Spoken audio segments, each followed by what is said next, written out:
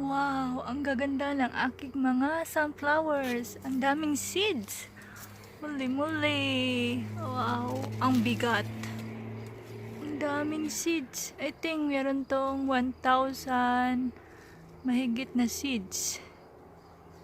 Ang lalaki. Oh my gosh. Ang daming pupuyog. Daming bees. Ito no. Halika. Hindi ako lalapit. Ang haba nitong sunflower na to. I think it's 12 feet or 10. Haba. Ang dami na nilang bulaklak. There you go. Ayan ang bee. Oh.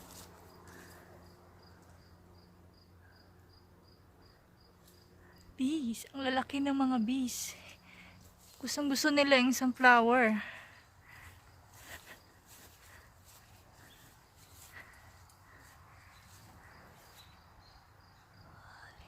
Oh my gosh.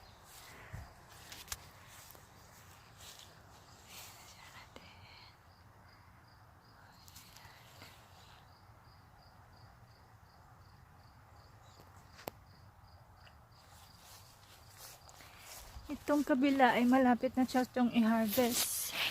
Kasi nag-start na mag-block ang seeds. Look at this. Ooh, ang bigat nito guys.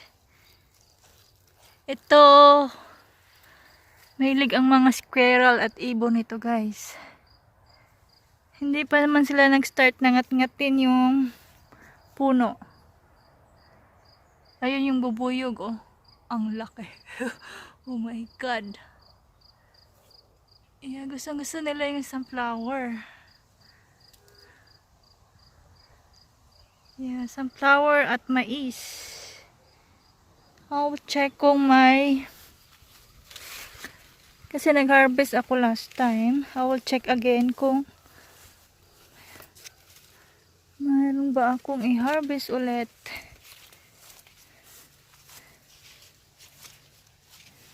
I think this one is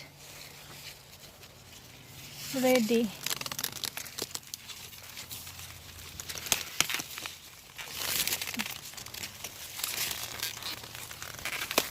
Agay.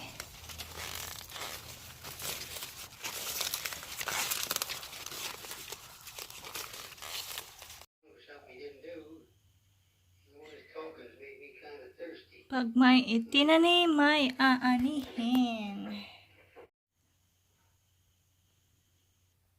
Yummy, yummy, yummy! Sweet corn! Fresh harvest from our garden. Yummy, yummy! Sweetie, sweetie corn! Sweet corn. This is my second harvest. There you go. Makalaga na ako nito. Makabinaki. There you go guys. May malalaki, may medium sizes, may maliliit. So depende. O diba? Sweet corn. There you go. Perfect. Perfect na perfect. Yan. Oh dear. Yum, yum. Choo, choo.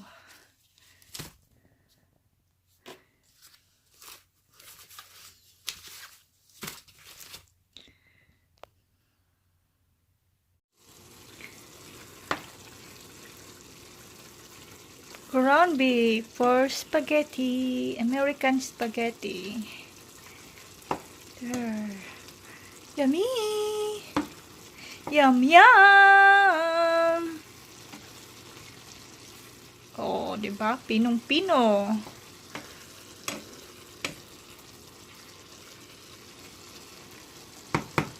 Never mind sa ating messy.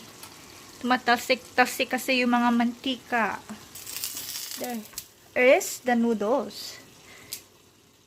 The noodles. Tingnan natin kung malapit na ba siyang maluto. Yeah. Balik ta rin. So, nilagyan ko to ng oil at asin. There you go.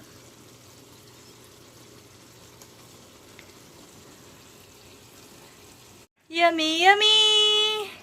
American spaghetti. There you go. Italian spaghetti, but it's American style. GG approved. There's the noodles.